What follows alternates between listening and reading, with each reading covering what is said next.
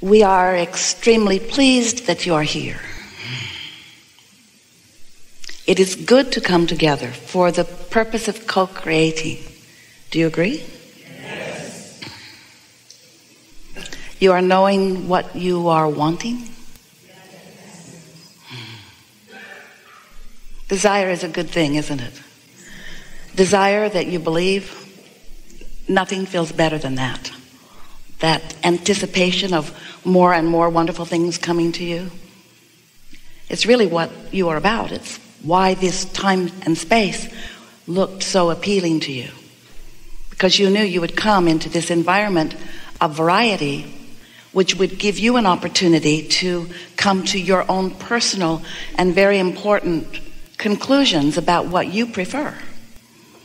And you understood before your emergence into this body that once you decide, a powerful word, once you make a decision about something, think about the power of a decision. Once you decide, not once you ponder, not once you speculate, not once you wonder, not once you weigh the pros and the cons and the pluses and the minuses, but once you decide, once you come into alignment with your idea of desire, so then there's no resistance within you, then all things move in cooperation with your decision.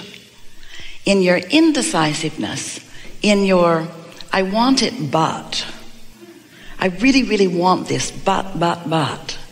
Then there is a split or a resistance, self-imposed, that just slows everything down, dilutes the power of it. And that indecision is what then brings about frustration because of the slowness of the response. When you have decided, then you are powerful. But it takes a little while to become decided, doesn't it? You have to sort of collect some data. Sometimes, you're doing so well. Sometimes you'll be all tuned in, tapped in, turned on. And you'll be going with the flow, and we mean that literally. You're going with the flow, and you feel very decisive about something. You see something that you want, and you know, that's it right there. Yes, you're decisive. But sometimes as humans who have been trained to not believe in yourselves, you think, but it shouldn't be that easy. I shouldn't be led to the perfect thing right here and now. Surely there must be more pain to experience in the earning of the perfect whatever it is. And so sometimes, even though you were led right to it, because the source within you knew right where it was, and you were tuned in, tapped in, turned on, and so you went to right where it was. And when you saw it, you knew it, but then you second-guessed yourself because it was not nearly painful enough coming to the conclusion. And we want you to begin to realize that it's not supposed to be painful, that there is a process of you coming to those decisions. There is a process by which you sift and sort and come to your decisions. You know when you don't prefer something, and you know when you do prefer something. You know. But sometimes along your unfolding of your path, others have convinced you that you just think you know, but you don't really know. And that they are really the ones who know. And so you should listen to them because they know.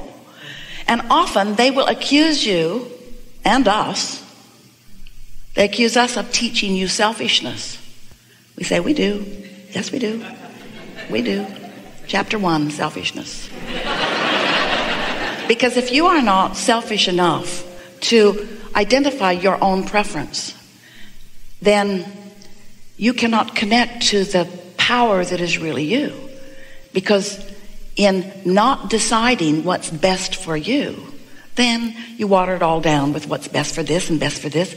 And we're not saying that it cannot be best for you and others too. We are saying that what is best for you, which is alignment, is what's best for everyone who has anything to do with you. Because when you are in alignment with the source within you, you have plenty to give. oh, then you're flowing, you're dynamic, you're fun. But if you're not selfish enough to get tuned into that, then you're not so much fun. And then that's when, we love you so much. That's when you get demanding. That's when you start demanding the respect that you want. So this process of coming to your decisiveness, this process of what we are calling the process of deliberate creation, because it's no fun just to stumble into it. You think you might like that, but you really don't. When you stumble into wonderful things, you don't feel nearly as emphatically joyful about them as when you plan for them and you watch them evolve and you're there to witness the unfolding of them so that you have complete ownership in what happened. That's the way deliberate creating feels best, isn't it? But you came knowing that there would be plenty of variety for you to sift and sort through, and that from that process you would know what you don't want and you would know what you do want, and you knew that in that process you would naturally come to continual asking of your preference. I would like that, I would like that, I would like that. Even if you are not using words. If someone is rude to you, you know you would prefer them to be nicer. And if you're rude to someone, you know you would prefer that you be nicer. You can feel at all levels of your being whether you are in harmony with who you really are or whether you have diverged from it because of your reaction to something that's going on in your environment. And the most delicious life to be lived by you or anyone is the life that you live on purpose, not the life where you are reacting to things. Because when you're reacting, you're out of control.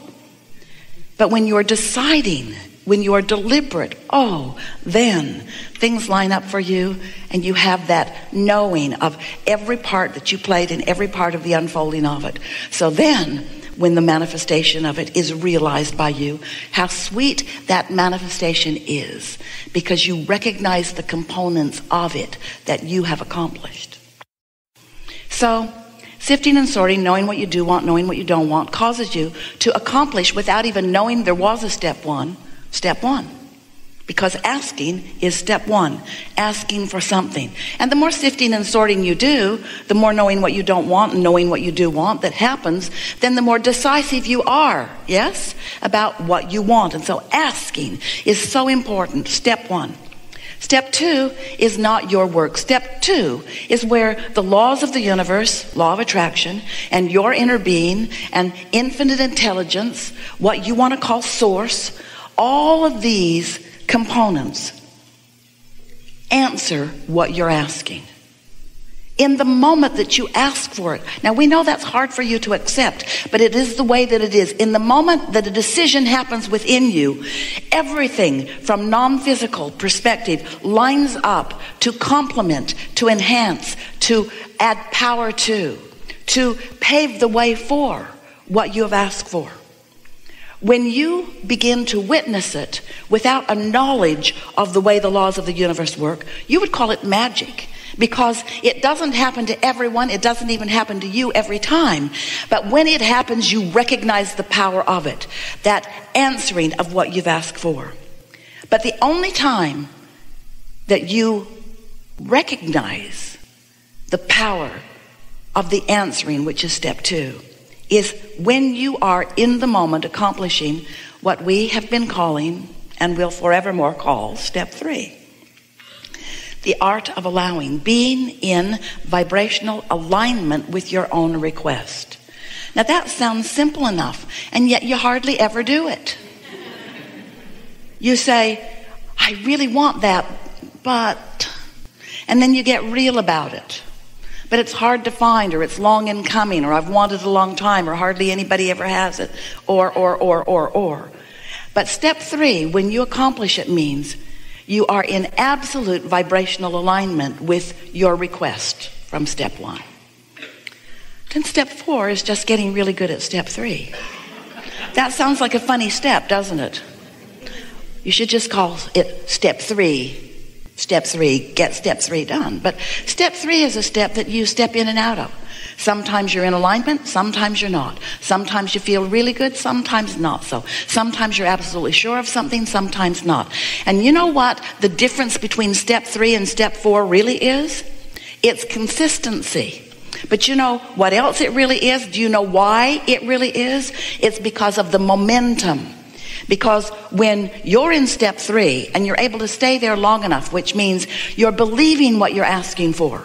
You're not doubting it. You're not killing it with your doubt.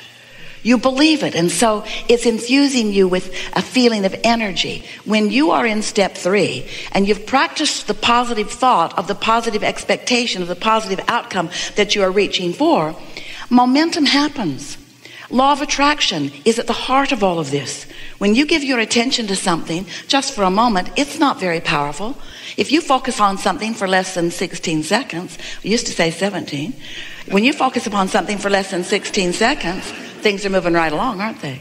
When you focus upon something for less than 16 seconds, you don't really engage in any powerful way. Law of attraction doesn't really kick in until 16 seconds. And when it does, then another thought like it comes and momentum has begun. Once momentum gets underway and you get out there a little way, over a minute of focusing upon what you are wanting, then what happens, there's enough momentum that you step from step 3 into step 4. That's all it takes to get from step 3 to step 4 is a little over a minute of focusing without killing your thought with your doubt. Can you do that? No.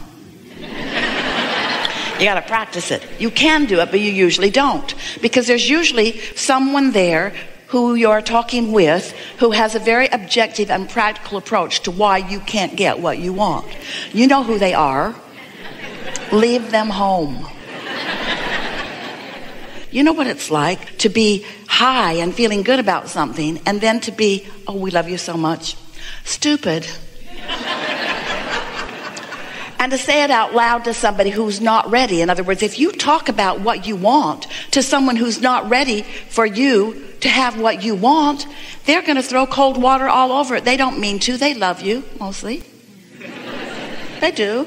They love you. They mean well for you, pretty much. But they are not important to your making that step from 3 to 4. They are not important to that.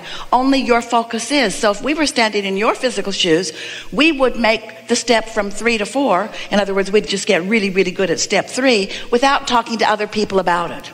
Because when you talk to other people about it, you clutter your environment with their problems, with their doubts, with their disbelief, with their attraction of things that you don't want, with their peanut gallery assessment of why you should be cautious about this thing that you've decided you want. So we're saying to you that these steps are private steps. Life shows you what you want, and Source lines up with you right away. And there's no fanfare with Source. Source doesn't send out an email announcement. Source doesn't try to get you on the evening news with it.